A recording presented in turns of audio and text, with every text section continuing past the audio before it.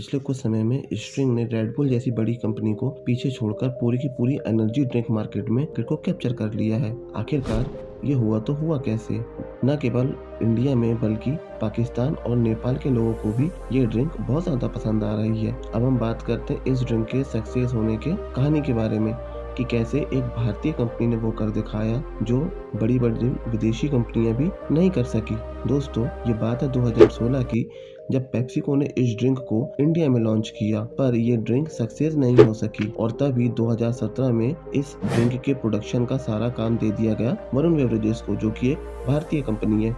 Varun beverages ये वही company है जो कि इंडिया में स्लाइस, 7 अप, पेप्सी और माउंटेन ड्यू जैसे प्रोडक्ट्स का प्रोडक्शन करती है। लेकिन दोस्तों, अब आपके मन में ये सवाल आ रहा होगा कि एनर्जी ड्रिंक की इतनी सारी कंपनियां होने के बावजूद भी स्ट्रिंग ड्रिंक ही इतनी पॉपुलर क्यों हुई? तो दरअसल इसके पीछे एक भारतीय कंपनी के एमडी मिस्टर रवि जयपुरिया और उनकी टीम का मास्टरमाइंड छिपा हुआ है, जो कि वीवीएल के एमडी है। अगर किसी भी कंपनी को अपने प्रोडक्ट को फेमस करना होता है तो वो 4P मॉडल को फॉलो करती है, लेकिन मिस्टर जयपुरिया ने 4P+1 मॉडल को फॉलो किया। क्या है ये 4P+1 मॉडल?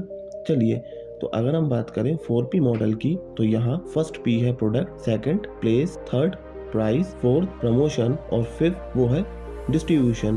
क्योंकि इंडिया जैसे बड़े देश में जहां आज भी हमारी 70% आबादी दूर दराज गाँवों में निवास करती है, वहां डिस्ट्रीब्यूशन रीच को बढ़ाना इतना आसान नहीं है और वीवीएल ने पूरे देश भर में फैले अपने 35 डेडिकेटेड प्लांट्स की बदौलत इस काम को कर दिखाया। दूसरा पी है प्राइस, जहां रेड बुल की एक कैन का दाम 120 रुपए होता है, वहीं स्ट्रिंग की एक बोतल मात्र 20 रुपए में मिलती है और यही इस ड्रिंक की कामयाबी का सबसे बड़ा राज है, जिसे हम कहते हैं मार्केट की समझ। इसके बाद है मार्केटिंग, जहां कंपनी अपने प्रोडक्ट का प्रमोशन बहुत जमकर करती है और बड़े बड़े एक्टरों से अपने प्रोडक्ट का प्रचार प्रसार करवाती है।